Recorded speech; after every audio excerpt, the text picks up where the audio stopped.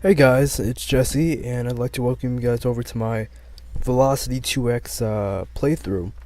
So, one thing I want to address before we actually, get too far into this playthrough is that I will be playing through all 50 levels within the game, which just came out on the PS4 and PS Vita today on PSN.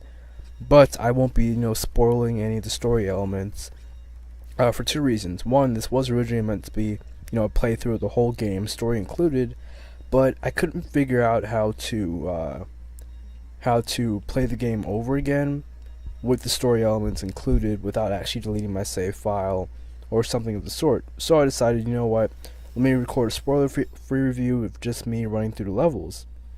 So that's basically what you guys are going to be getting throughout the 50 levels I play through on Velocity 2X. Now keep in mind that, some of these abilities are going to be, some of the abilities I'm using are going to show up earlier than they would in the game on just your first run through it.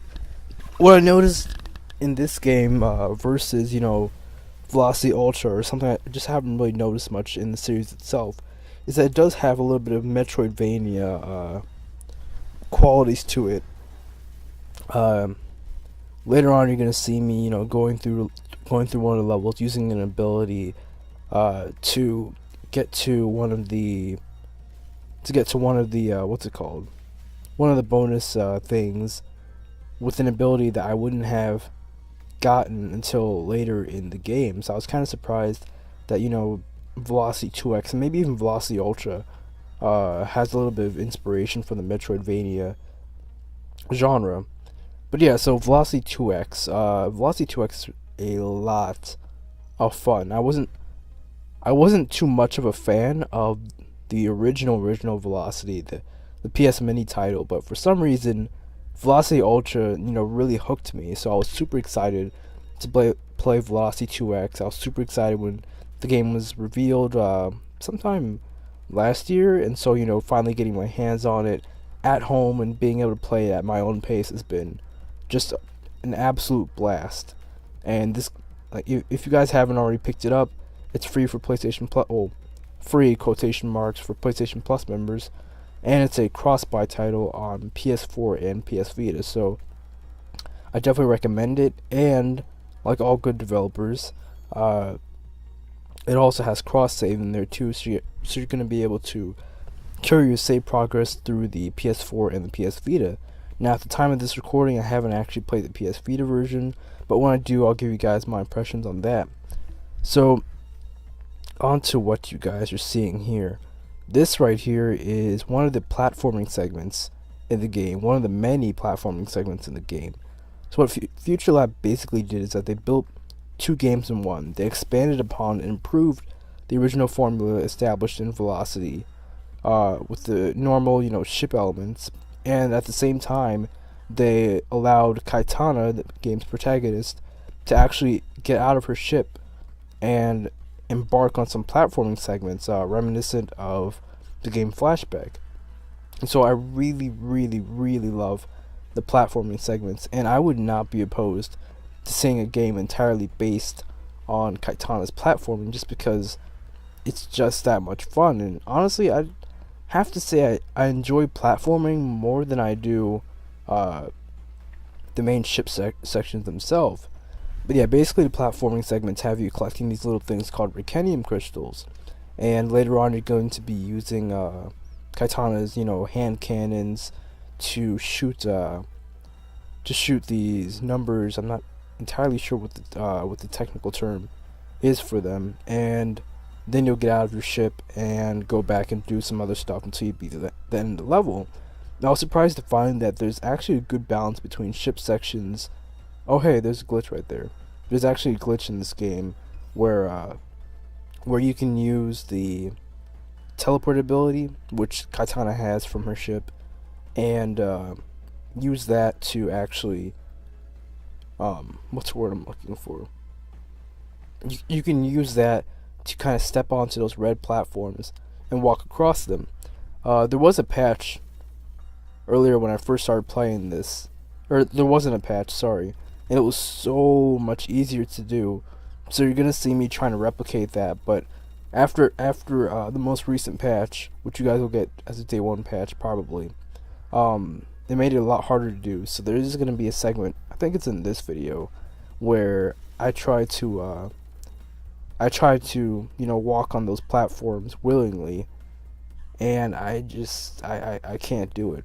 Right here's the part.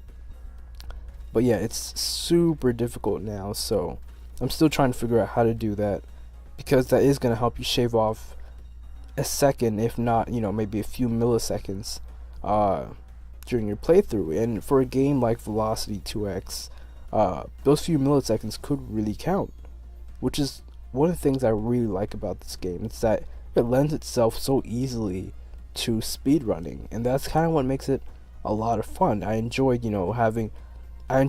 going through a level as fast as I could, and then seeing my time at the scorecard at the very end, and seeing if maybe I did beat the time that I had set for myself earlier in the game, or that was weird.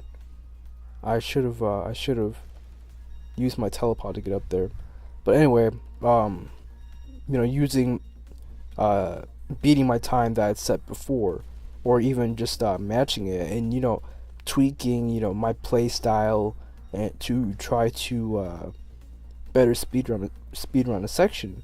But it's also nice that speedrunning isn't the main focal point of the game, and it's just Velocity is all about having fun, and that's one of the things it does really, really well. I was able to play it and just have a whole bunch of fun with it.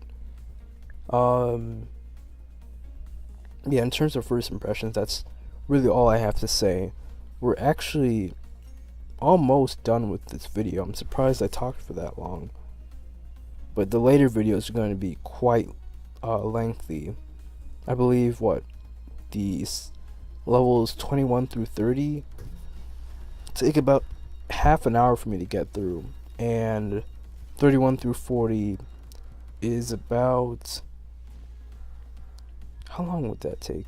Around 44 minutes? So yeah, I expect these playthroughs to be pretty long, and especially for someone who's first playing, Velocity 2X for the first time, expect to get a lot of content out of this game, because beyond running through the main game, you have the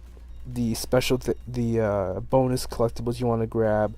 There's even a little mini game in there, so there's a lot of content to this game.